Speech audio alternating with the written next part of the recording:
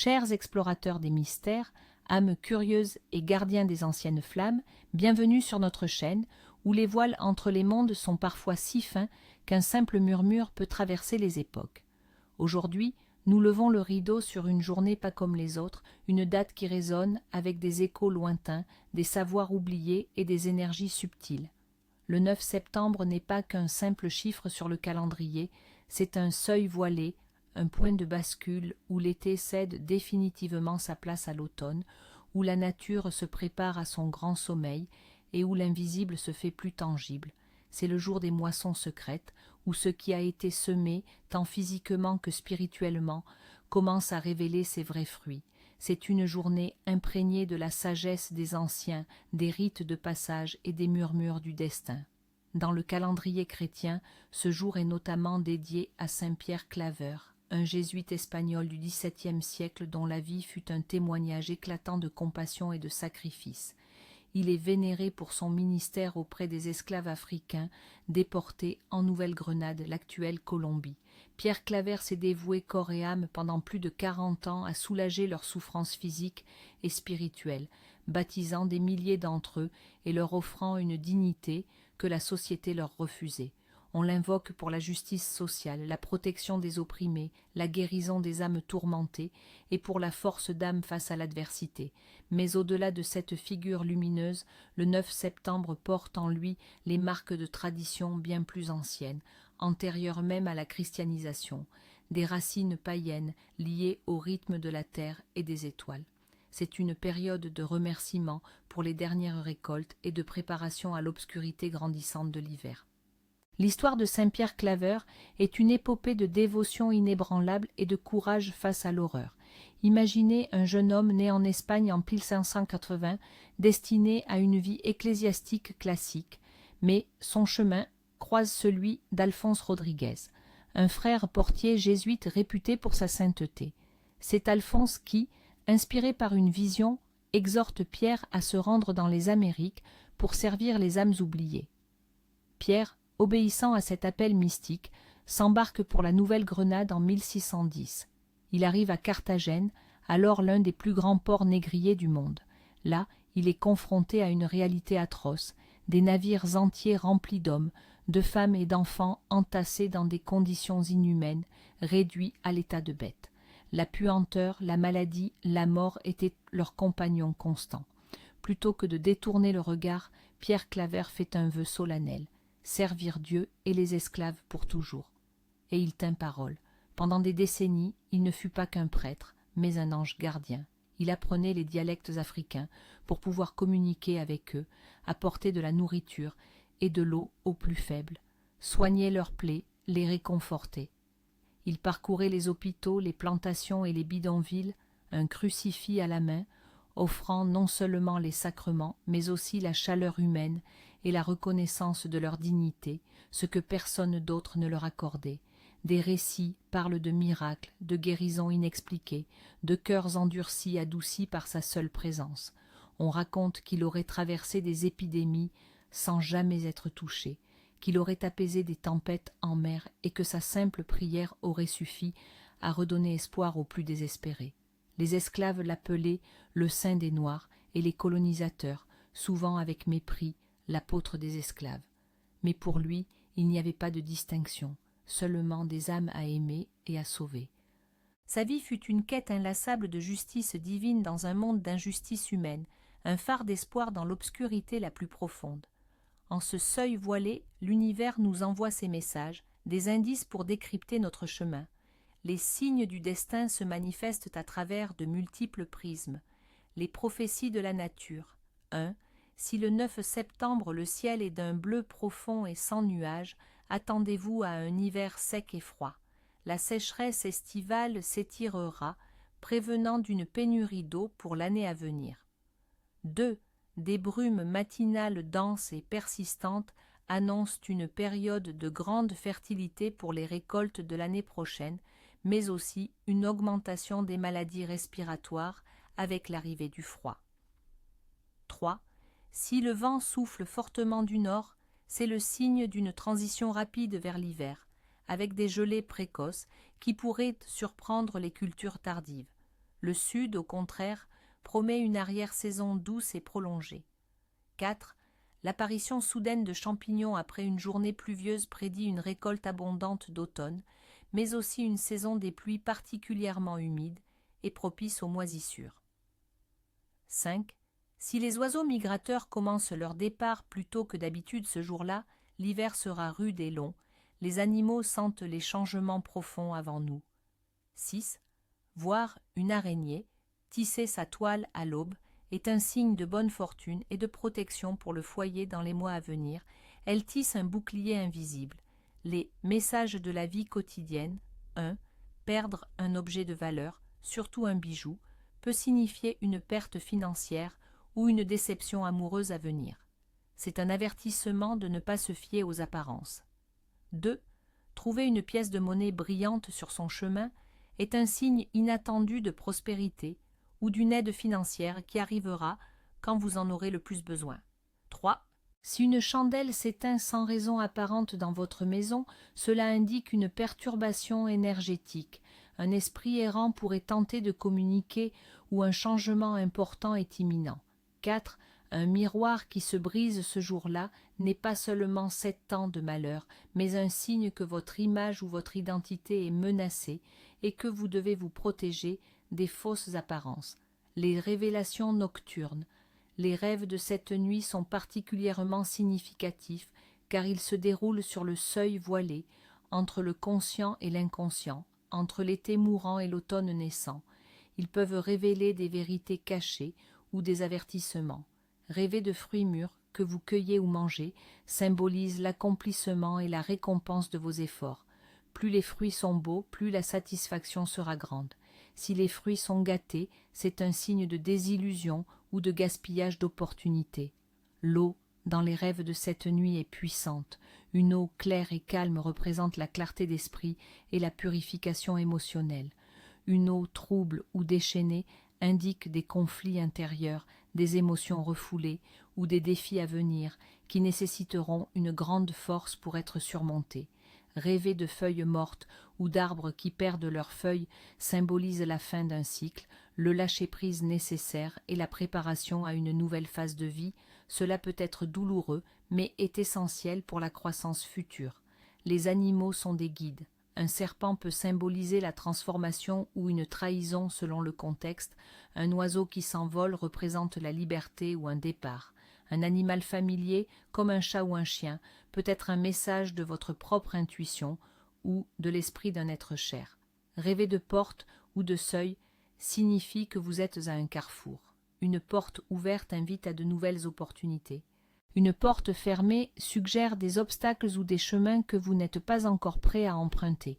Les enfants du seuil voilé, ceux qui voient le jour en cette date mystérieuse, le 9 septembre, sont souvent des âmes profondes et intuitives. Ils possèdent une sensibilité particulière au cycle de la nature et aux émotions des autres. Ce sont des êtres compatissants, parfois même des guérisseurs naturels, attirés par la justice et l'équité, à l'image de Saint Pierre Claveur. Dotés d'une grande persévérance et d'une force intérieure inébranlable, ils peuvent sembler calmes en surface, mais abritent une détermination de fer. Leur chemin de vie est souvent marqué par des périodes de transition et de transformation profonde. Ils ont un don pour démêler les secrets, pour comprendre les motivations cachées. Ils doivent cependant veiller à ne pas se laisser submerger par les énergies négatives de leur entourage, car leur empathie peut être à double tranchant. Leur destin est de guider et d'éclairer, même dans l'obscurité. Les porteurs de noms sacrés. Aujourd'hui, nous célébrons les Alain, les Homères et les Alix. Prenons l'exemple d'Alain, un prénom d'origine celte signifiant beau, harmonieux. Les Alains sont souvent des individus réfléchis, possédant un sens aigu de la justice et de l'équilibre. Ils recherchent l'harmonie dans leurs relations et leur environnement. Dotés d'une intelligence vive et d'une grande capacité d'analyse, ils sont souvent des conseillers précieux. Leur nature parfois rêveuse ne les empêche pas d'être pragmatiques et de tenir leurs engagements. Maintenant, plongeons au cœur des rituels sacrés et des anciennes traditions que nos ancêtres pratiquaient en ce jour si particulier. Ces gestes hérités du passé, nous relient à la terre, aux esprits et à notre propre essence. Les gestes de connexion et de purification. 1. Le rituel de la pomme bénie. Alors que les pommes sont à leur apogée, ce rituel honore l'abondance et prépare l'esprit à l'hiver. But, bénir le foyer, attirer la prospérité et la santé pour la saison froide. Matériel, 3 belles pommes rouges et saines, une bougie blanche, une coupe d'eau de source, une petite branche de romarin ou de laurier.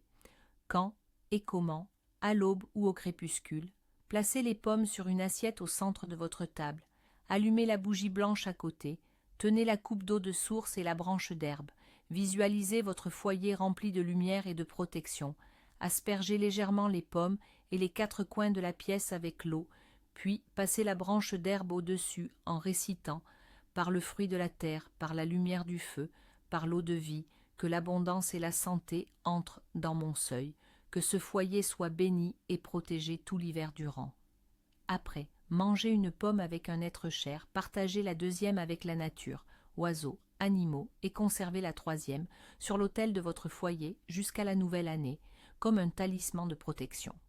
2. Le ben de transition pour l'âme. Un rituel de purification pour se débarrasser des énergies stagnantes de l'été et se préparer aux énergies plus introspectives de l'automne. But, nettoyer l'aura, apaiser l'esprit et renforcer l'intuition.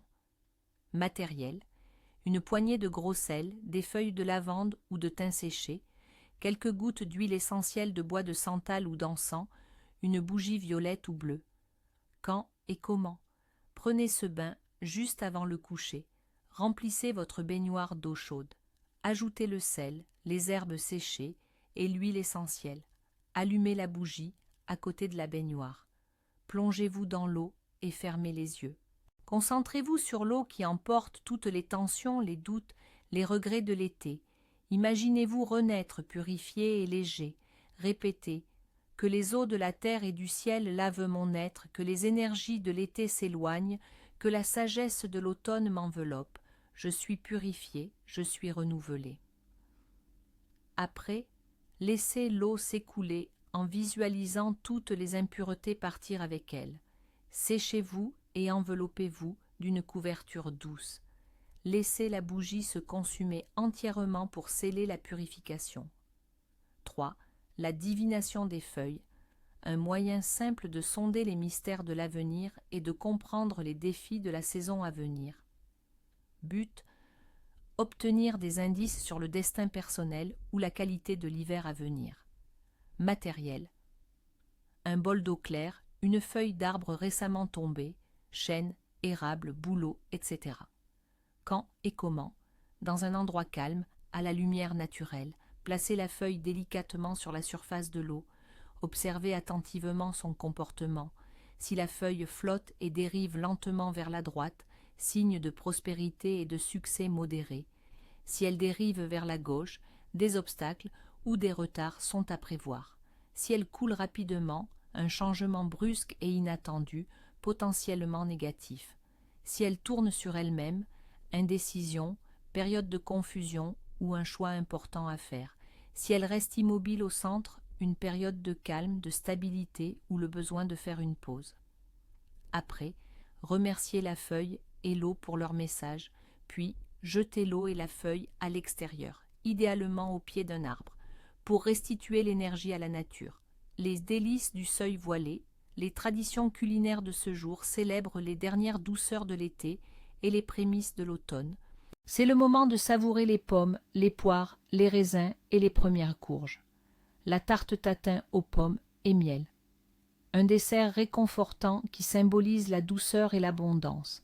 La pomme, fruit de la connaissance et de la vie, associée au miel, symbole de la richesse, apporte la bonne fortune au foyer.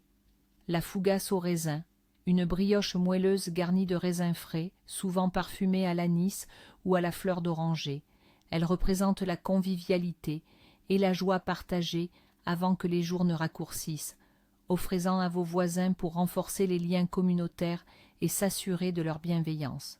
Le potage crémeux de potimarron. Avec l'arrivée des courges, un potage onctueux et chaleureux marque la transition vers des plats plus roboratifs. Il nourrit le corps et l'âme, préparant l'organisme aux rigueurs de l'hiver. Mais comme chaque jour de pouvoir, le seuil voilé est aussi jalonné de grands interdits, des actions qui, selon les croyances ancestrales, peuvent perturber l'équilibre, attirer le malheur ou altérer notre destin. Ignorer ces mises en garde, c'est s'exposer aux caprices des esprits et aux conséquences de la désunion avec la nature. Les limites à ne pas franchir. 1. Gaspiller la nourriture, surtout les fruits de saison. C'est un affront direct à la générosité de la terre et aux esprits de la récolte. Selon les croyances, tout gaspillage ce jour-là attire la famine et la pauvreté dans le foyer pour l'année à venir, car vous montrez un manque de gratitude envers l'abondance. 2. Laisser son foyer en désordre ou sale. En ce jour de transition, la maison est un reflet de l'âme. Un foyer négligé invite les énergies négatives à s'installer, rendant l'hiver plus difficile, propice aux maladies et aux disputes familiales. Il est essentiel de faire le ménage et de purifier l'espace. 3. Critiquer, médire ou colporter des rumeurs. Les mots ont un pouvoir accru en ce jour. Toute parole malveillante prononcée le 9 septembre peut se retourner contre son émetteur, provoquant des malentendus et des conflits persistants. Votre réputation pourrait en souffrir durablement. 4. Entreprendre de grands projets ou de nouveaux départs importants. Ce n'est pas un jour pour initier, mais pour achever et se préparer. Commencer quelque chose de majeur ce jour-là est voué à l'échec ou à des obstacles insurmontables, car les énergies sont à la transition et non à la création, ex nihilo. 5. Couper ses cheveux ou ses ongles. Cela est considéré comme un affaiblissement de votre vitalité et de votre connexion à la terre. Selon la tradition, cela peut attirer des maux physiques ou une perte d'énergie spirituelle au moment où vous en avez le plus besoin pour affronter l'hiver. 6. Prêter de l'argent ou des outils essentiels. Offrir de l'argent ou des objets de valeur. Ce jour-là peut entraîner des difficultés financières pour le prêteur et même une perte irréversible de l'objet. C'est une période où il faut conserver ses ressources et sa force. 7. Ignorer ou refuser l'aide à une personne dans le besoin, particulièrement en ce jour dédié à Saint Pierre Claveur. Ne pas faire preuve de compassion attire une dette karmique lourde. Le malheur pourrait vous frapper de la même manière que vous avez refusé d'aider. 8. Voyager loin sans nécessité impérieuse. Les routes sont considérées comme incertaines en ce jour de basculement. Les voyageurs pourraient rencontrer des retards, des accidents ou des pertes. Il est préférable de rester près de son foyer et de se recentrer. 9. Abattre un arbre fruitier ou arracher des plantes saines sans raison. C'est un acte de non-respect envers la nature et ses cycles. Cela peut entraîner une mauvaise fortune pour les futures récoltes et perturber l'équilibre énergétique de votre propriété. 10. Laissez des fenêtres ouvertes la nuit si vous ressentez une atmosphère lourde. Sur le seuil voilé, les esprits errants sont plus actifs. Une fenêtre ouverte la nuit pourrait inviter des entités indésirables à pénétrer votre espace, perturbant votre sommeil et la sérénité du foyer. Chers amis des traditions, le 9 septembre est un jour d'introspection, de gratitude et de préparation. En respectant ces rythmes et ces avertissements, nous nous alignons sur la sagesse millénaire et nous nous ouvrons à la protection de l'univers. Que les secrets de ce seuil voilé vous guident et vous protègent sur le chemin de l'automne. À bientôt pour de nouvelles découvertes.